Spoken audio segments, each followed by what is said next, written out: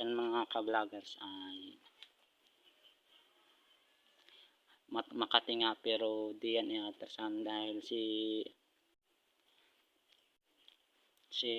James Vlog ay nakakati, pero si Boy Vlog ay hindi kakatihin dahil